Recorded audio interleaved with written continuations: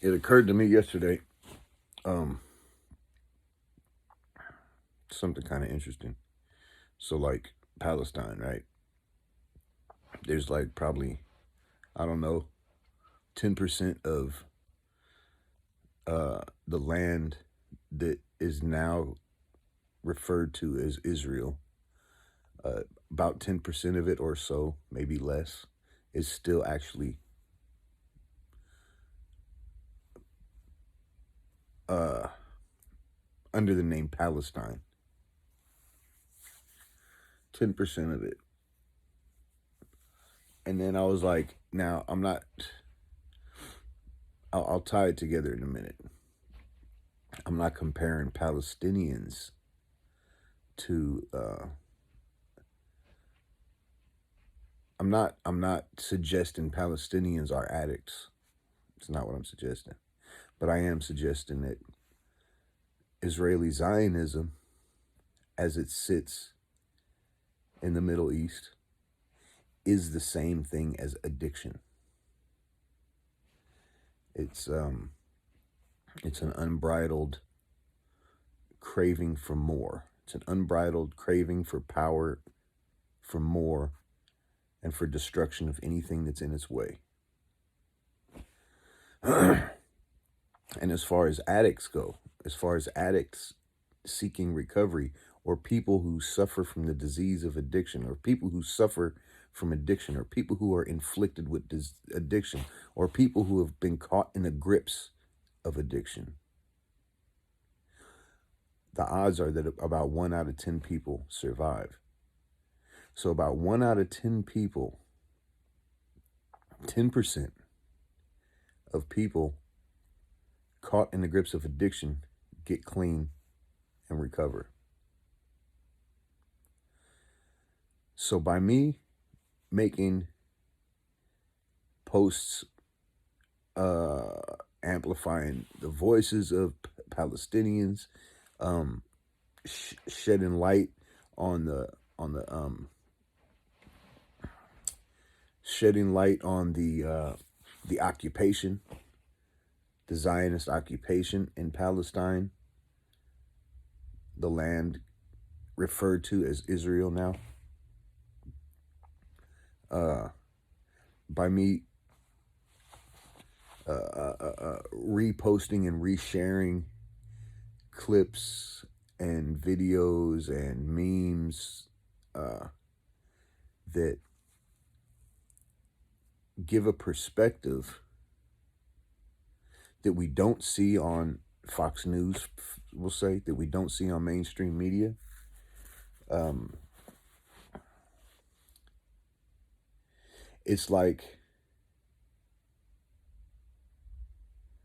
It's like by me not giving up, by me not giving up on the people who are still facing the affliction of oppression and ethnic cleansing, apartheid, by us not giving up on it, us not giving up on the cause. It's just like people not giving up on the fact that any addict, can stop using, lose a desire to use, and find a new way to live. Like, if it's a just cause, it's worth fighting for. It's just like that. You know what I mean? If it's a just cause, even though it looks like a losing battle, because if you looked at addiction in the United States, I'll just say, because I don't know about the numbers everywhere else, but if you looked at addiction in the United States, if you looked at the statistics, someone could say, oh, it's not even worth the effort and time, because only 1 out of 10 people make it out. It's still thousands and thousands and thousands, tens and twenties and hundreds of thousands of people around the world that are finding a new way to live. Imagine that. We're talking about finding a new way to live.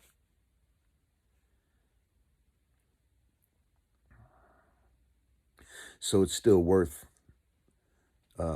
recovery programs to the effort to keep the doors open and keep it available, it's still worth treatment facilities to provide treatment for and assistance to get out of the grips of a force that is destructive in nature, like destructive by the very vicious cycle. The nature of the vicious cycle, it's a destructive force. It's the same thing for like, we don't have enough, we need more, right? And it's the same thing. It's the same thing. I'd like to see everybody with enough, you know what I mean? Everybody with enough, and then like the means to provide specialized and unique goods and services. The means and ability to provide specialized, unique goods and services will be a beautiful way of life, man. A beautiful way of life. And the goods and services that are popular would have a higher demand, and collectively we would produce them according to the demand, not according to how much profit could be made off of the demand, but according to the demand. There's a huge difference. One part complicates and confuses the whole thing and reduces the quality level. That profit motive added into it reduces the quality level. And what happens when the quality level is reduced, we're not making use of the resources. We're not making best use of the resources. Anyway, I'm not going to give up. I'm not going to give up on this path into the future.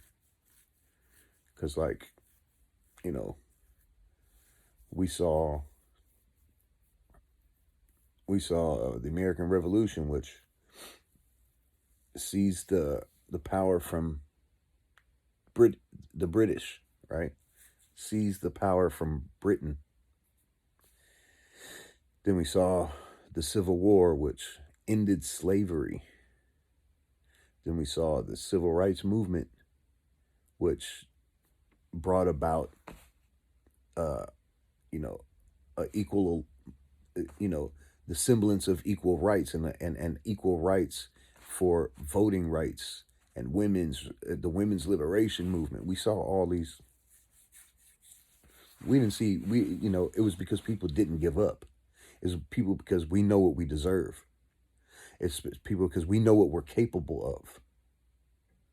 Right? That's where it came from, man. So it's not, you know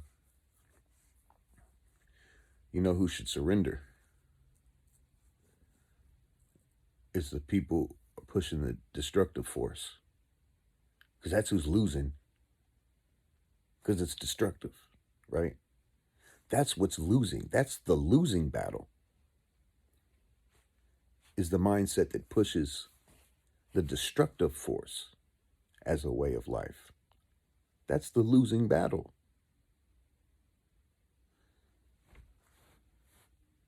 Literally using our weapons against ourselves. It's like an addict. An addict's weapons, like the addict's only means for survival, we think, is like these drugs changing the way we feel, because we feel powerless, that we can't change anything else. We are under the impression, a belief system that tells us that once you're an addict, you are doomed to be an addict for the rest of your life. This is a belief system that, or once you pick up drugs, your brain is fried like that egg in the pan. It's done. You don't have an egg anymore. You have a fried egg. You see what I'm saying? This is the imagery that we're given.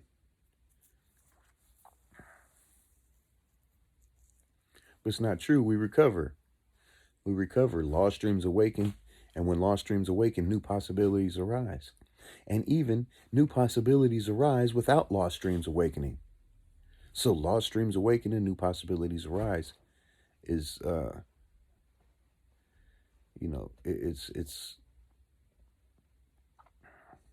it's kind of like the hope. It's kind of the hope that feeds it. And so like the addicts using these weapons, man, like the only way we know how, these weapons of drugs and alcohol and could be like this weaponized food. It could be like this highly processed food that has more flavor, that has tons of flavor, but minimal amount of nutrition, right? We're using these things against ourselves because it feels good, it tastes good, or it changes the way we feel. We don't feel, you know, powerless anymore. Now we just don't feel, right? Now we have found an escape from this idea that we can't change anything. So we're using the weapons against ourselves. These weapons are like the drugs, man. The influx of drugs that comes in. It's the same thing as humanity using the weapons against ourselves. Like the guns, the threat of nuclear annihilation, drone fucking bombing. We're using the weapons against ourselves, man. We all have the same fucking common interests, the same common needs, essential needs. Everybody found that out during the pandemic, that we all have the same essential needs.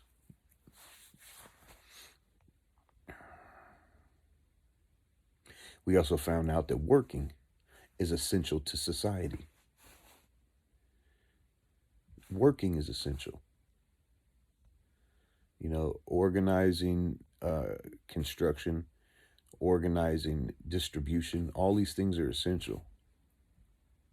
But the only thing that's not really essential and causes more destruction than it produces a benefit for is that profit motive. Because the majority of the profit, the majority of it, goes up and into the bank accounts of people that already have 90% of the fucking wealth and resources. Meanwhile, there may be like a 10% trickle down, right? Or a 5% trickle down that ends up like, and then part of the trickle down is people in other countries who live off of recycling the waste, people in third world countries that live off recycled waste of first world countries. So meanwhile, we're just shifting this huge mess that we create because we want, because we're given the option, only really the only option we're given is to buy inferior goods, inferior products, obsolete, designed obsolescence, designed obsolete products, built to fail after however long, 2 months after the warranty is up. That's how it's designed. It's designed to fail 2, 3, 4 months after the warranty is up so that we have to go buy a new one, but they don't have to give us a new one. It's designed like that. So you remove, and why is it designed like that? So they can sell you another one for the profit.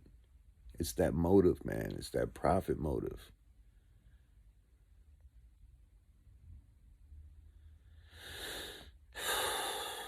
We could be making a lot better use of the resources. And I think we can. I think we will at some point for sure. Another 15 minutes, damn near. Don't give up. The hope is here. The hope is that it's happening. The hope is that it happens on the scale of the front lines of economic inequality, where people feel powerless, and with more access to drugs and alcohol, more access to, you know, more readily available more readily available access to drugs, alcohol, and crime than there is available access to a broad education and and training and trades and and and uh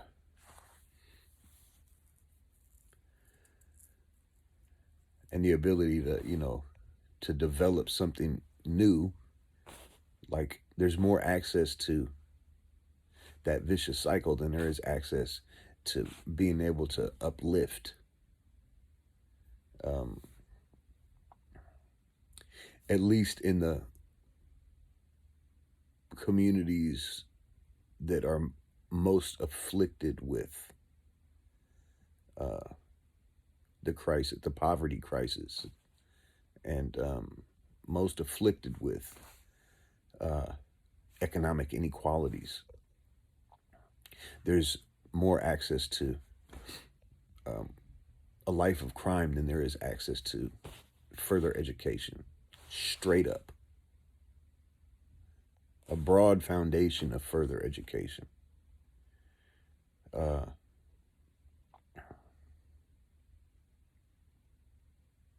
which perpetuates the cycle.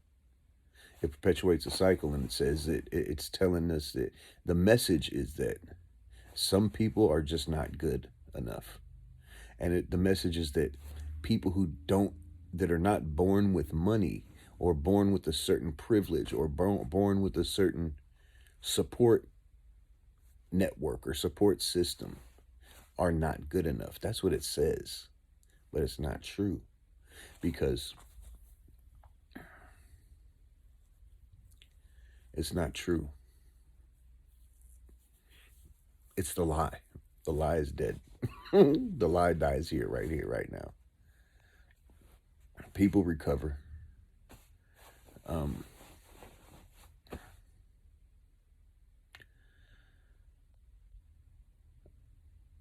the world is seeing the apartheid and occupation of Palestine. The world is seeing it like never before, thanks to the technology we have. Thanks to the technology we have, and you know, groups like Amnesty International are recognizing that